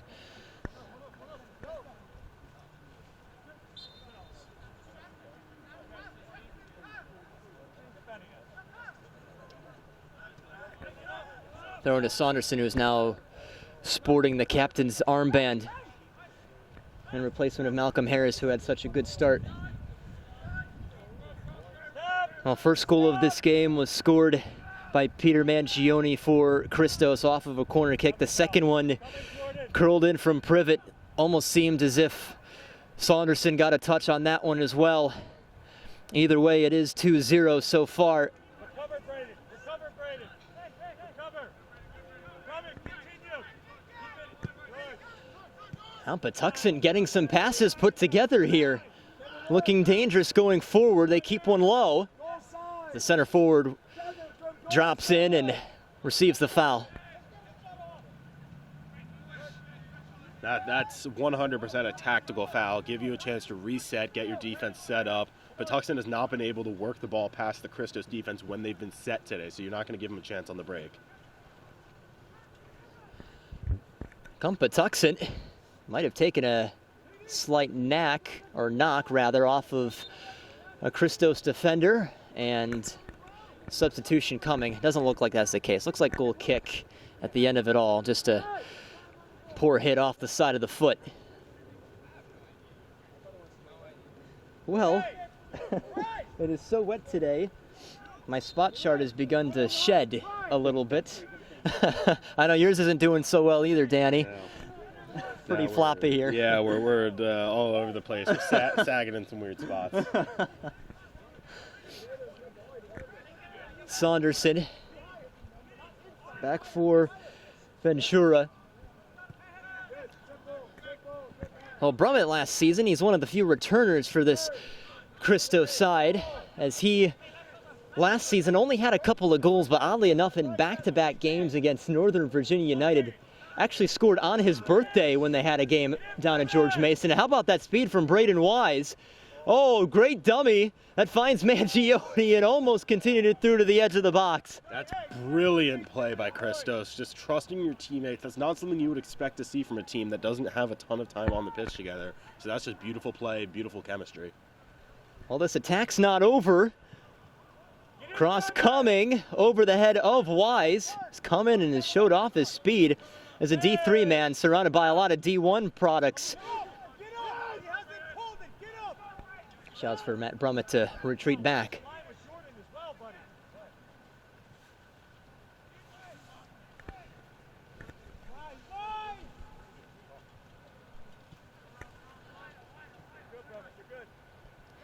Well, we've played just over 65 minutes.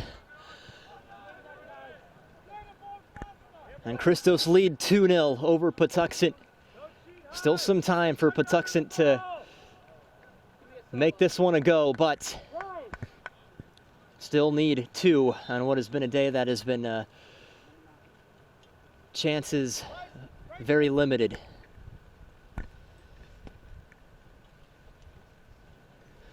Sub coming in for Patuxent.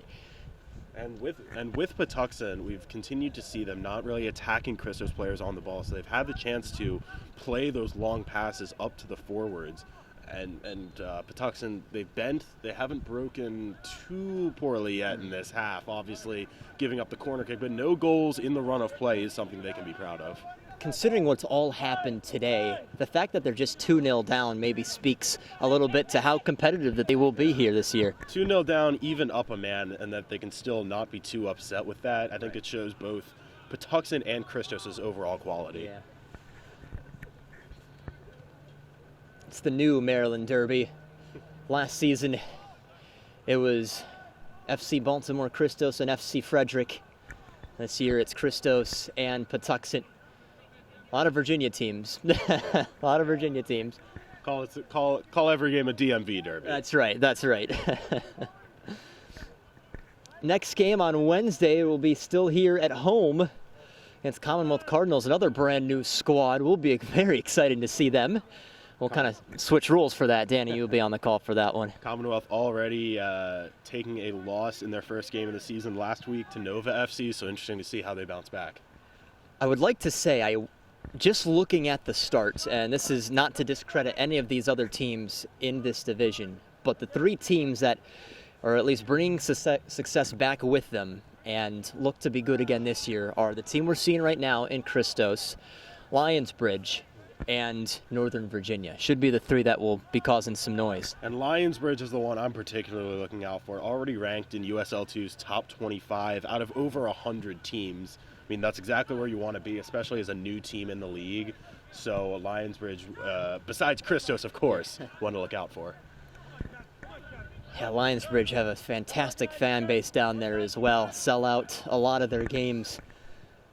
Pretty big facility too, so something that Christos haven't needed to deal with too much. Perhaps the biggest crowds that they've seen has been a few that FC Baltimore Christos have been able to put together, but there were some trips. There was a trip up to New York Cosmos when they were a thing. That was a big crowd, as well as, well, Motown saw a crowd or two when they traveled up there, as well as Virginia Beach City. But now you get the strong Virginia crowds. It'll be certainly fun, to say the least. Certainly not the strongest crowd today, thanks to the weather, but still a home crowd, still a friendly crowd for Christos. And there are still some fans here. I'll tell you what, give them some credit for coming out here in a day like this.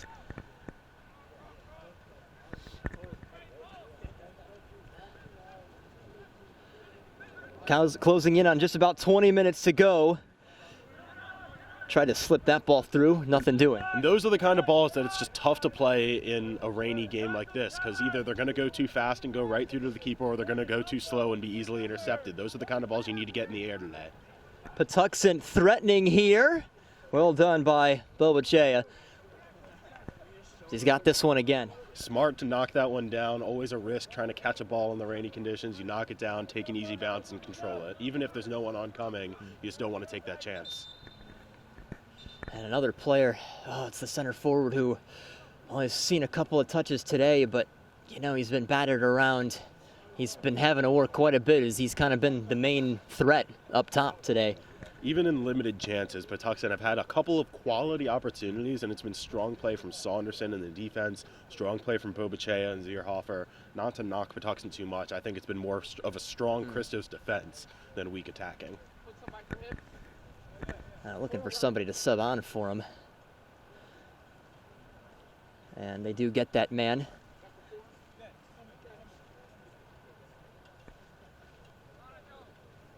Rain has not stopped this entire day. Not just game, but entire day. And it still will continue into the night here in Maryland. Seen a lot of collegiate teams in the area just completely postpone things for tomorrow. I think the Orioles are now doing a doubleheader tomorrow. Like, that's just how crazy of a weekend it's been. Oh, this is a delicious ball down this left-hand side. Privet, he was stopped short. But we'll try and win that ball back. Can't do so.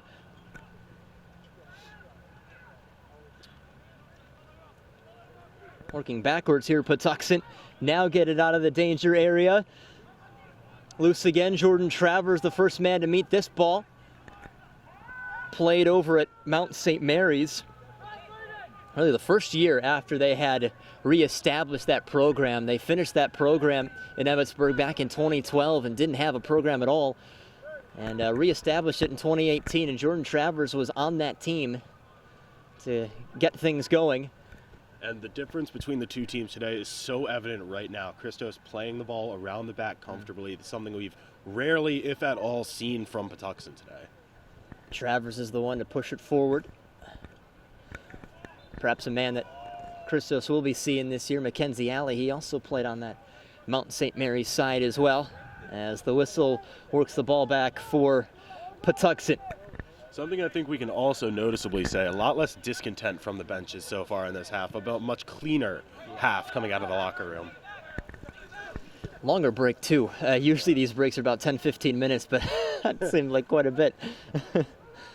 Stitz has won it back in a dangerous area. Privet with an opportunity to make it three. It's off the woodwork, but he gets another header down. Keeper comes back, makes the save, pushed out of play, corner kick. That is a fantastic recovery by the Patuxent keeper. You got to get up, get off your line quickly, good job to stay with the play. But another Christos corner, another chance to capitalize, make it a hat trick off the set pieces.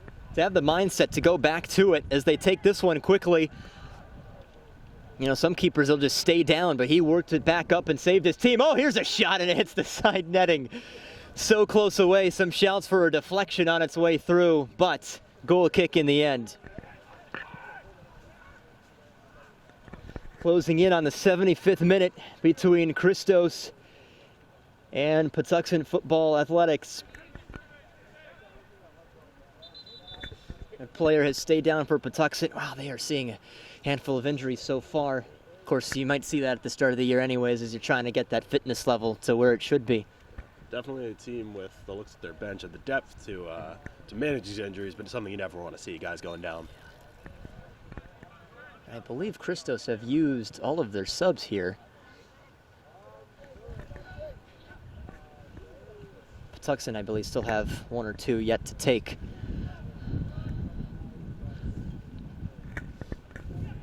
It is so cold out here, folks, but we're almost there. Glad you've been able to tune in with us here on 11 Sports. Folks, I know we say our names quite a bit here, but please, please, all of the credit in this game needs to be given to Mr. Noah Walker up top from DMV Sports. He has single-handedly run all the video, audio, and has stayed out in the rain, hasn't been able to move either. He is facing the elements just a little bit more than we are. We at least have a tiny bit of cover underneath the scaffolding, but he's on that scaffolding. So please, by all means, folks, give him a shout out. He is an absolute trooper. And that was a opportunity for Christos right there at the box, and it does not go their way. He calls everything against Ben. Poor guy gets murdered in the box like 3 times nothing. Play continues now for Patuxent. Brummett. He was met by 3 green shirts. Wise works it back. Christos leading 2-0. They are closing in on what would be a great opening win through the elements. At this point, the rest of the game, obviously you want to get another goal or two and solidify the win, which they might be able to do here.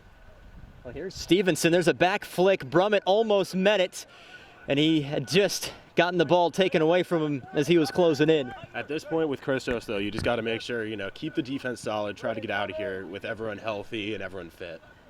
So far, so good with the health of everybody, although Asuji we saw with the red card, so that's the one red X on this game, if you will, but almost there for Christos, almost there. Still anything could happen in this final 10-15 minutes. I mean, if you are Patuxent, you could still make things happen.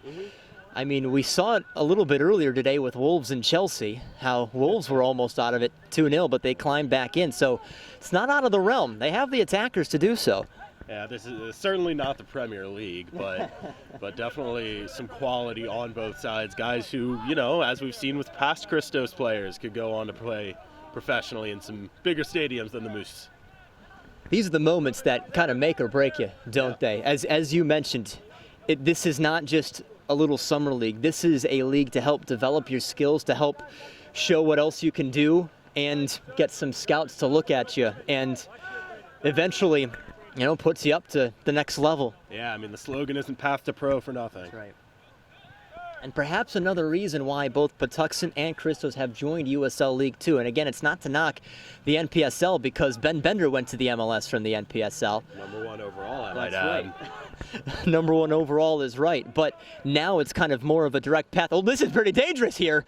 Oh, and that just wide. That had a chance from our angle. Yeah, trying to bend it like Beckham now from about maybe 35 yards out. Tough shot, good, valiant effort given the result, but not enough to get it done. I mean, and that looks like a little bit of frustration from Patuxent's end. They haven't really been able to pierce this Christos back line, so now they're going to take some shots from further out and just hope for the best. Yes, to continue with the USL League 2, now there is, I guess, more an official line to the MLS, if you will. The official soccer pyramid is MLS, USL Championship, USL1, USL2. So now, even though the level is about the same as NPSL, it still seems more of a direct chain and perhaps maybe some better looks and more affiliations with some of those MLS clubs. Now, if only some strong results could get them promoted. That's But that's an argument for another day. Pro-rel in USL soccer, something that only Detroit City have been able to do so far.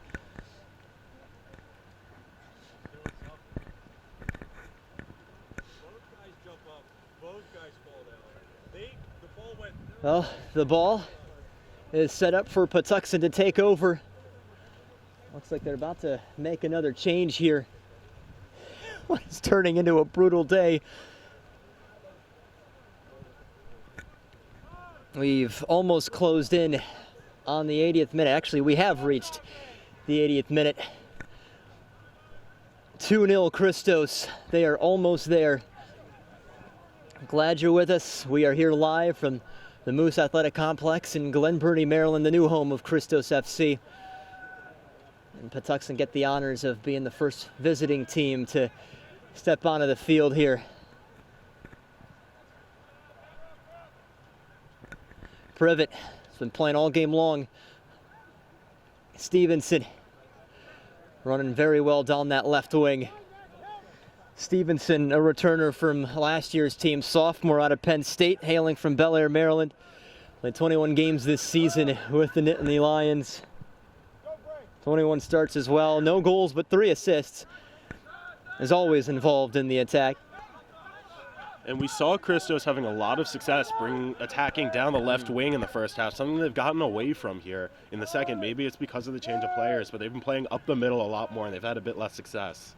Folks, it may not seem like it, but let us remind you, Christos are playing with one less player out there. And it doesn't seem like they're really missing too much.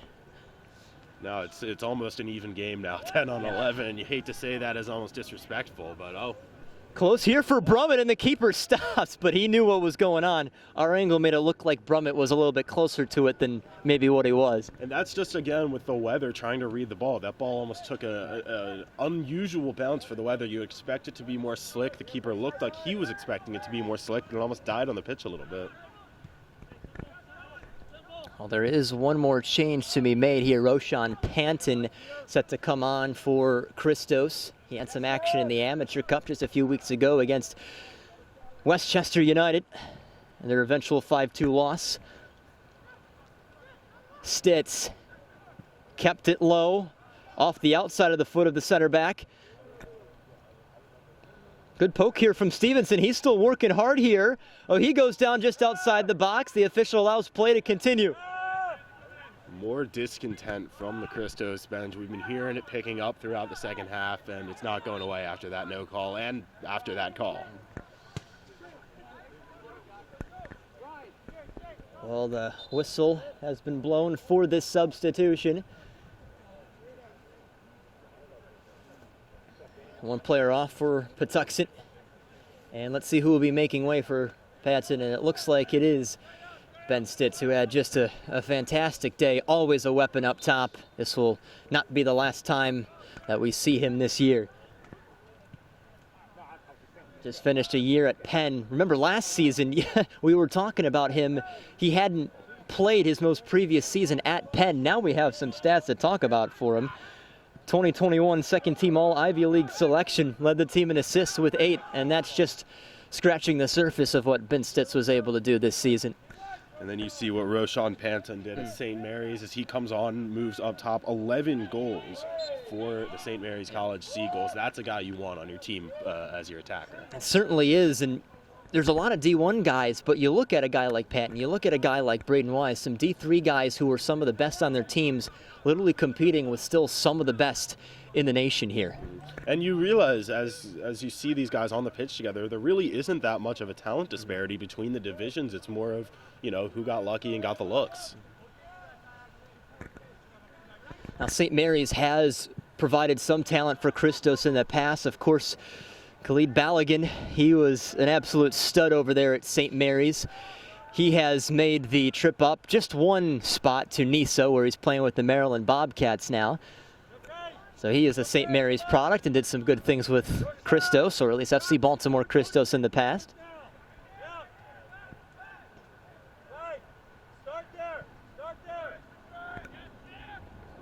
Patuxent with it here.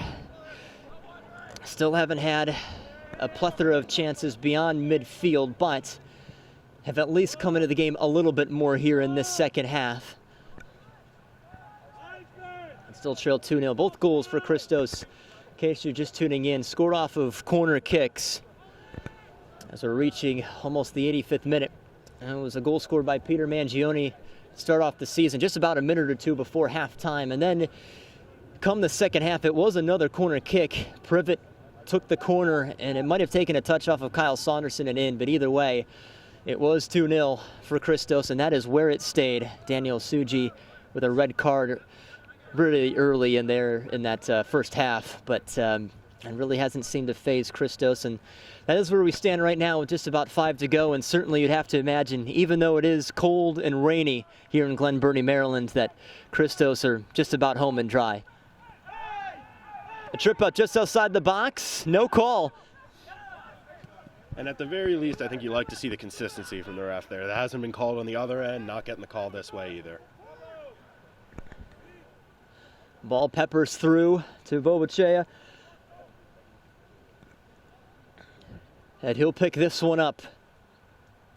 Well, as we're closing in on the end of this one, Danny, thoughts on just how this one has kind of commenced today? I think Christos have to be pleased, playing most of this game down a man and still, being the better team throughout. You got to be pleased as Christos, especially when you're going to be getting more guys coming in from their respective colleges. This is a fantastic start to the season. I mean, assuming that this result holds, can't start any better. We were speaking with Darius before this game, or actually right during halftime, and obviously it's been a lot of work to at least just put this on today, but the main goal was to pick up the victory, was to pick up the 2 points for Christos, and it looks like they're just about there. And you got to give a shout out to the entire Christos support staff, really doing a terrific job throughout the elements today. Yeah, they've had to work in the elements a little more than we have today as well, and we're still out here. Decent ball from Brummett, intending one up for Privet, and the goalkeeper misses this one. Stevenson may have a go. Keeper right on it, though. Keeps it himself. That's a fantastic save. Bad miscommunication by the keeper and the defender. They've got to talk and figure out who's taking that ball. It doesn't necessarily matter which one of them gets it, as long as one of them does. But they missed it out. Forces a good save by the keeper that he really shouldn't have had to make. Right idea by Stevenson going that deep? Absolutely. He's got a clear shot on net. He can hit that, clearly. He's a talented player. Maybe not the best shot, as you put it within diveable range for the keeper, but that's definitely the right idea to take the shot for sure.